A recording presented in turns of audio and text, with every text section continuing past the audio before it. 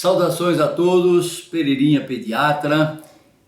Quero conversar com vocês hoje um pouquinho sobre Covid, essa tão trágica pandemia que está ocorrendo no mundo todo e particularmente no Brasil. O Brasil tem a segunda média de mortes, maior média de mortes do mundo todo, só perdemos para os Estados Unidos.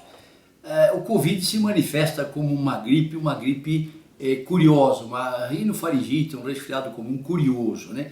Tem muitos sintomas curiosos, ardume na garganta, é típico de gripe, nariz obstruído, típico de gripe, tosse seca, é difícil a tosse ser úmida, ser tosse catarral, muita preguiça, perda de apetite, moleza, dores corpóreas de cabeça, no corpo todo.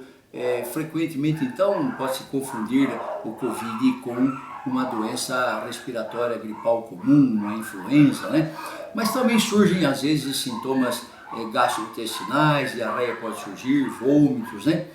Bom, em 85% das vezes o Covid nos adultos ou é uma doença inaparente ou é uma doença leve. 15% apenas é uma doença severa, muitos deles, entretanto, ainda dentro desses 15% não precisando de internação e uns poucos precisam de internação e a mortalidade não é tão pequena assim, né? Nesses casos mais graves, né? As crianças, graças a Deus, parece que Deus então poupou as criancinhas, são muito menos acometidas. É comum crianças, inclusive, serem filhas de ambos os pais tendo Covid e nenhum dos filhos apresentar até o exame positivo, né? Quando se tem o Covid, então o início dos sintomas, o melhor exame a ser feito é o RT-PCR. O que quer dizer RT-PCR? RT-PCR é Reverse Transcription ou transcriptase reversa. É o seguinte, né? O vírus é RNA e através dessa transcriptase se transforma o vírus para ser detectado em um vírus DNA. Depois se o submete a PCR, que é Polymerase Chain Reaction, né? A ação da polimerase incrementa a quantidade de vírus DNA e isso é possível de ser detectado em exames clínicos laboratoriais. O ideal para fazer o exame é depois de alguns dias dos primeiros sintomas, 3, 4, 5 dias, né? A maior positividade é em torno do 6º dia. É um exame não totalmente assim sensível. Em algumas situações os estudos mostraram tão somente 60% de sensibilidade e na maior parte das vezes apenas 80% é o máximo que se consegue ter de positividade. Agora nunca é um falso positivo. Se não tiver Covid, não dará falso positivo, suspeitando-se que haja Covid sem essa doença existir. Mas casos de exames negativos e a pessoa ter Covid é muito comum. Uma vez tendo os primeiros sintomas de Covid, quaisquer sintomas respiratórios devem ser, na situação de pandemia, interpretados como sendo Covid. E tendo os primeiros sintomas de Covid, o ideal é se permanecer no mínimo 10 dias após o primeiro sintoma, né? Assim isolado, o isolamento respiratório, deve se fechar no próprio quarto, a família usa máscara, a família leva lá o alimento para a pessoa nesse quarto, se possível não até contaminar os outros membros da família, né? E sem dúvida não sair, né? 10 dias é suficiente. Um requisito, entretanto, é que pelo menos há mais de 24 horas a febre tenha sumido. Então, desde o primeiro sintoma e até 10 dias depois, a pessoa é bastante contagiante. Nos casos mais graves, aqueles que precisam ser internados, né, a propagação da doença por essa pessoa pode se prolongar bastante mais, às vezes até 20 dias, etc. Né? Bom, eu quero lhes manifestar, mais uma vez, já o fiz uma vez, o quão errado é o tal do kit Covid. O kit Covid hoje está na moda, é um folclore, né? Está na moda a ivermectina, a cloroquina, hidroxicloroquina, a nitazoxanida, ozônio por via retal e as outras terapêuticas. Nenhuma dessas terapêuticas é recomendável. A moda agora é a ivermectina. A ivermectina não é um medicamento instituído de risco. A cloroquina e a hidroxicloroquina podem esquecer, é absolutamente tolice, não funciona a cloroquina e a hidroxicloroquina. A ivermectina também não funciona. Dar azitromicina para quem também está doente sem ter complicado de infecção bacteriana também é tolice, muita tolice. Alguns exames são muito importantes para ver a severidade da doença. Um hemograma onde se encontram linfócitos muito baixos, plaquetas baixas, tempo de protrombina, exames de coagulação que estão alterados, vai mostrar que a pessoa está fazendo alguma coagulação intravascular, particularmente no sistema venoso, né? E também dedímeros, que são resíduos de um processo de coagulação, são muito importantes a serem feitos, enzimas hepáticas. Então, é possível se estudar caso laboratorialmente, no sentido de se verificar se a condição está evoluindo muito gravemente e se precisa ser internado ou não, né? Ir a um pronto-socorro e sair de lá simplesmente com o diagnóstico de Covid e sem nada a fazer, e pior de tudo, recebendo azitromicina e ivermectina e sem ter sido feito qualquer exame laboratorial, não é muito boa prática médica, né? No caso específico, entretanto, a oximetria, que é a medição da saturação do oxigênio sanguíneo, é um dos exames mais importantes, né?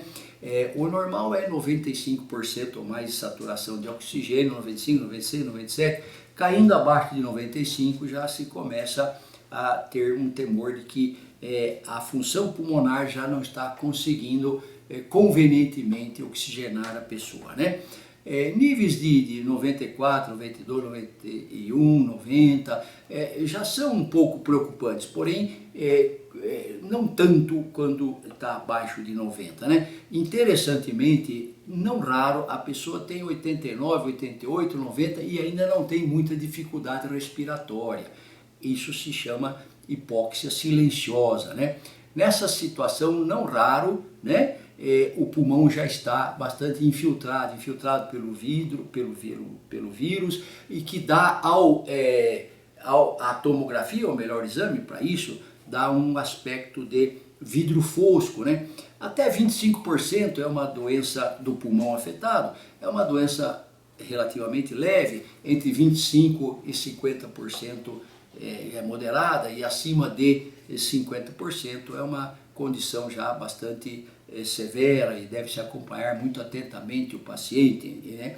E eventualmente a partir desse nível ele talvez precise ser internado. Particularmente, então, é de todos conhecido aquelas situações de risco que as pessoas podem apresentar antes de serem infectadas. Bom, mas, meus amigos, a finalidade, estou falando assim, coisa que já é do conhecimento geral, né? O que eu quero é me manifestar totalmente a favor da vacinação, totalmente a favor da vacinação. As vacinas, essa pelo menos da coronavírus, que a primeira que talvez seja possível aqui no nosso país, né, pelo Instituto Butantan, em parceria com a Sinovac, um muito importante laboratório chinês, cientificamente abalizado, né? É uma boa vacina, uma boa vacina. Infelizmente, o nosso presidente faz um péssimo papel, ele denigre não só a importância da vacinação, como ele também assusta as pessoas, né? Eu queria me opor francamente a essas falas do presidente, nosso presidente Jair Bolsonaro, que se manifesta sempre minimizando a importância dessa grave doença. A vacina coronavírus é muito boa. O Instituto Butantan foi assim inaugurado em 1901. É um instituto de extraordinária respeitabilidade no mundo científico mundial. Não vão fazer serviço mal feito. Qualquer vacina que venha do Instituto Butantan, eu assino embaixo, eu avalizo. Não se impressionem com a fala do nosso presidente, que exige que até talvez as pessoas precisem assinar um termo de consentimento em fazer a vacina. Ele diz taxativamente, eu não vou me vacinar, e cada um se vacine por conta e risco próprio. Como é que um presidente de um país pode pensar assim. No mundo inteiro não se vê a felicidade que a vacinação está causando nas populações, ela já está sendo aplicada. Meus amigos, eu lhes digo que os militares de hoje já não são muito como os de antigamente. Eu me lembro muito da epidemia de meningite meningocócica C, que ocorreu na década de 70. 74, 76 foram os anos piores. Perto de 76, o governo militar da época mobilizou uma logística, viu, senhor Pazuello, general Pazuello, mobilizou uma logística enorme. 82 milhões de brasileiros foram vacinados em poucas semanas, um mês e pouco. Uma das maiores vacinações em massa da história, um exemplo de enorme magnitude. A Organização Mundial de Saúde parabenizou o Brasil por essa vacinação em massa. Eu me lembro como morria gente pela meningococo C e após a vacinação se extinguiu a epidemia, uma obra do governo militar. Então eu creio que Bolsonaro devia ele que conhece muito a história do Exército, fala sempre dos anos da ditadura, etc., deveria reconhecer esse enorme mérito que foi a vacinação em massa dos governos militares na década de 70. Enfim, meus amigos, eu lhes digo do fundo do coração, quem está viável, que se encontra dentro daquele grupo de pessoas que devam receber a vacina, que o façam com tranquilidade. A vacina coronavírus é muito boa, a fase 3 já foi executada, não temos certeza ainda se a eficácia dela é extraordinária, mas qualquer eficácia igual ou superior a 50% já é um lucro enorme, e a vacina é bastante inofensiva.